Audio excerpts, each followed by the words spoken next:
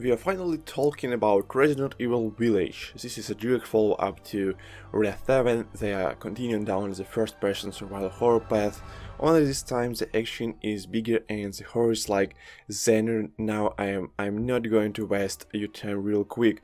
Village is great, it's got some weird beats and I don't know if it's quite as strong or as consistent as 7, but they might vary by your personal preference really more than anything.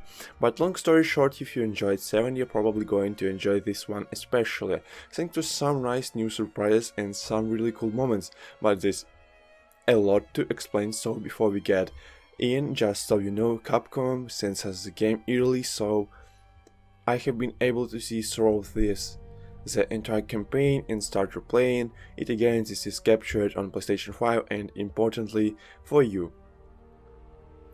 No spoilers, I'm only showing the first few hours or so. A lot of this you may have seen in the demo. The half of this game is a surprise, so we try to limit what you see here. And just one disclaimer, keep in mind, I have been a fan of the Serious Science, the originals, and this is why my most anticipated game of the year, so I'm coming in it from that angle. I really liked 7, I still wish the series was third person and more Resident Evil lead, but for the sake of argument I'm gonna put this aside and take this game in as is anyways. In this one it picks up a little while after the events of 7, where the main character Ethan Winters and his wife have settled down now and had a baby, and as the first revival trailer showed, Chris Redfield shows up and does some things and kidnaps the baby, and very quickly you are thrown into a zany adventure in a creepy spooky village way out in seemingly the Romanian wilderness. Despite the light inspiration from Resident Evil 4, this was a lot of like 7, in that it's an adventure that constantly tries to one-up itself with weirdness and horror crazes and entire time, and you go from zone to zone that each feel like a different horror-themed amusement park inspired by a cartoon type of horror trope, like remember each Baker family member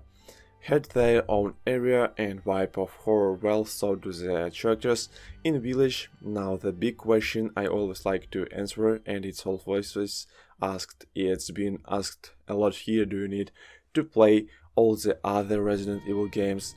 No, technically, but I think you should. I'm gonna tell you about that. But really, if you just wanna play 8, you should at least play 7 first thing. Of Resident Evil 7 as a good jumping off point for new fans. This is a direct sequel, and also the game gives you like a 16-second previously one type video. It's not quite enough, so try and find a time to play 7, but anyway, the game centers around this village. It's a collection of ramshackle buildings and plenty of secrets in the shadow of a massive castle. You venture away from the village to do cool stuff, but after every big moment or cleaning on area or a boss, you always end up venturing back to this village, and you can usually use something new that you got to get access to another small area of the village and find new secrets and stuff. That this is where a lot of the mean of the game lights, and is where its cleverness really is. The main paths are pretty straightforward, it's some combat heavy compared to 7. 8 is more capable and trained now, and the game gives you way more in items of ammo, weapon choices and opportunity. There are still moments where you can be sleek and avoid some combat, but for the most part you are dumping lots of bullets into one of only a few different enemy types. The bosses are really cool, but for like the moment-to-moment enemies I wish we saw a few more. They got a little boring after a while still. The gunplay is really satisfying, from the feedback of the weapons to the sound of them, and like even though Ethan and I guess me, if you can't tell by the gameplay, like we are not the best aim. It's still satisfying to blow someone back with a shotgun blaster, get the perfect headshot pop splatter on a werewolf charging. At you at full speed, it still has somewhat of a sensor while horror feel well.